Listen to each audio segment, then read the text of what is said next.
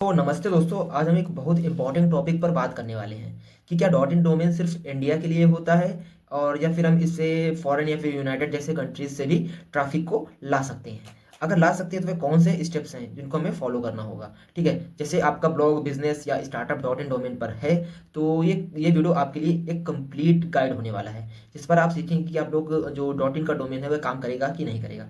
तो चलिए वीडियो को शुरू करते हैं और इसको मैं कुछ पार्ट्स में डिवाइड करने वाला हूँ, टोटल 6 पार्ट में। तो आपको वीडियो को पूरा देखना है जिससे आपको सारी चीज़ें क्लियर हो जाएं। तो इसका पहला पार्ट हम लोग समझते हैं, पार्ट 1, जो कि हमारा होगा डॉट इन डोमेन होता क्या है। ठीक है, ये सबका क्वेश्चन रहता है कि डॉट इन डोमेन हमारा होता क्या है और इससे हम ग्लोबली ट्रैफिक ला सकते हैं कि नहीं ला सकते हैं। तो क्या है कि ये कंट्री का कोड होता है, जो जैसे कि मान लेते हैं कि ये टॉप लेवल डोमेन है, जिसका मतलब है कि इंडिया से रिलेटेड डोमेन है। जैसे जापान का जेपी होता है, यूके का हमारा होता है डॉट यूके, वैसे ही इंडिया का हमारा होता है डॉट इन। पर इसका मतलब ये नहीं है कि ये सिर्फ इंडिया के लिए लिमिटेड है। गूगल आपके कंटेंट और एसईओ के बेसिस पर डिसाइड करता है कि किस कंट्री के लोगों को आपका ब्लॉग, आपका कंटेंट उसको दिखाना है। ठीक है, तो ये हमारा था कि डॉट इन डोमेन होता क्या है। ठीक है, इस इन चीज़ों को आप जान गए तो डॉट इन डोमेन को आप समझ जाएंगे। अब हम लोग चलते हैं अपने पार्ट 2 की ओर, जो कि हमारा है कि क्या डॉट इन डोमेन यूएस पे रैंक कर सकता है कि नहीं कर सकता है। जैसे यूके, ऑस्ट्रेलिया, यूएस पे मतलब रैंक करेगा कि नहीं करेगा। तो मेरा एक शॉर्ट सा आंसर रहेगा, जी हाँ, क्यों नहीं करेगा। क्या होता है कि जो आपका dot in domain US, UK, Canada, Australia सब जगह रैंक कर सकता है अगर आपका कंटेंट ग्लोबली ऑडियंस के लिए लिखा गया है। मतलब कि जो आप लोगों ने कंटेंट को अपने डिजाइन किया है वो किस तरीके से डिजाइन किया है, किन फ्रेजेस, किन वर्ड्स का आपने यूज किया हुआ है। जो गूगल का एल्गोरिदम आज के टाइम पर डोमेन एक्सटेंशन से ज्यादा कंटेंट क्वालिटी और बैकलिंक्स के बेसिस पर आपके कंटेंट को ध्यान में देता है कि किसको आपको उससे मतलब कि गूगल को किसको दिखाना है आपका कंटेंट। ठीक है, तो अगर आपका ब्लॉग इंग्लिश में है और आपने जो सर्च कंसोल पे टारगेट कंट्री को अनलिस्ट कर रखा है तो dot in domain easily global traffic attract कर सकता है। ठीक है, तो ट्रैफिक आता है डॉट इन डोमेन से, ग्लोबल से भी ट्रैफिक आता है। ठीक है, अब समझते हैं अपना पार्ट 3 कि यूएस ट्रैफिक लाने के 5 पावरफुल एसईओ स्टेप्स क्या हैं। ठीक है, इनको आप लोगों ने समझ लिया तो आपका कंटेंट अच्छे से मोनेटाइज होगा। अब बात करते हैं कि आप प्रैक्टिकली यूएस से ट्रैफिक कैसे ला सकते हैं। मैंने कुल 5 पॉइंट्स आपको मैं बताने वाला हूँ, कुल 5 स्ट्रैटेजी हैं, स्टेप वाइज आपको बताऊंगा। पांचों स्टेप को आपको ध्यान से समझना है, उसके बाद अपने ब्लॉग में इन चीज़ों को इंप्लीमेंट करना है। ठीक है, first of all step 1, English content US spelling के साथ। आपका कंटेंट सिंपल और ग्लोबल इंग्लिश में लिखा हो, जैसे colour not colour, analyse not analyse. हाँ, ठीक है। और step 2, fast hosting plus CDN hosting. ऐसी लो जिसमें cloud fair, light speed CDN हो, ताकि यूएस यूजर्स के लिए पेज फास्ट लोड हो, उन्हें लोडिंग का प्रॉब्लम ना फेस करना पड़े। ठीक है, step 3, search console setting. Google search console में जाओ, international targeting country unlist set कर दो। इससे जो गूगल समझता है कि जो आपका साइट है वो वर्ल्ड वाइड टारगेट कर रहा है। ठीक है, स्टेप 4, बैकलिंक्स या ग्लोबल साइट, माने गेस्ट पोस्ट या ब्लॉग कमेंट यूएस बेस्ड पे करो, जैसे मीडियम, रेडिट, कोरा।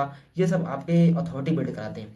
जब आप यहाँ पर जाकर अपने कंटेंट को मतलब आप कमेंट करेंगे तो वहाँ से आप अपनी ऑडियंस को ले सकते हैं, मतलब वहाँ से ऑडियंस को अपनी वेबसाइट पे डाइवर्ट कर सकते हैं। ठीक है, step 5, social media sharing, Instagram, Pinterest और लिंक्डइन पे ग्लोबल ऑडियंस के साथ पोस्ट बनाओ।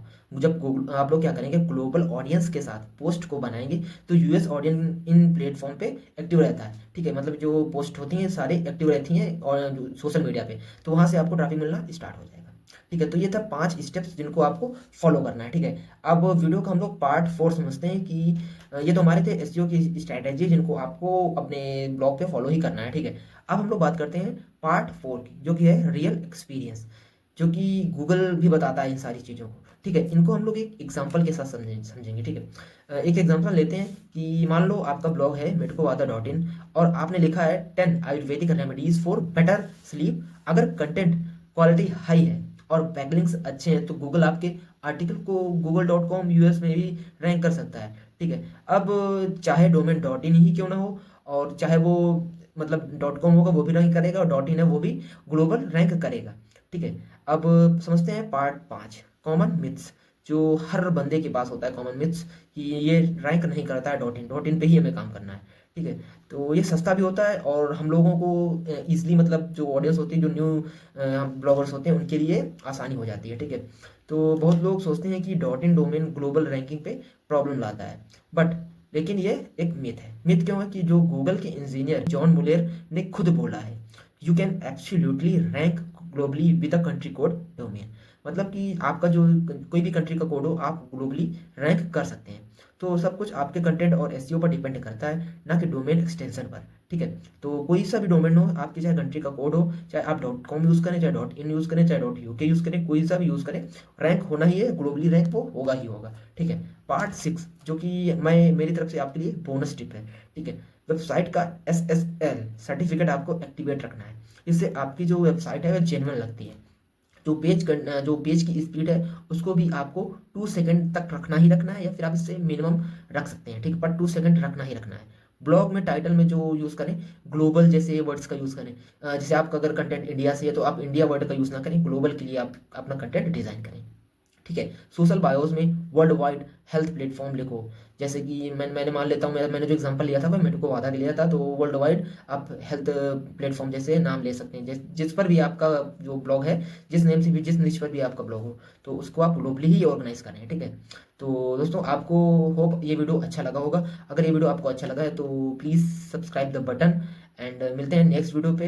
होप आपको सारी चीज़ें क्लियर हो गई। अगर अभी भी कहीं भी डाउट है तो यू कैन कमेंट, मैं उस पर भी एक डिटेल्ड वीडियो आपको बना के दूंगा। मिलते हैं नेक्स्ट वीडियो में, तब तक के लिए बाय बाय।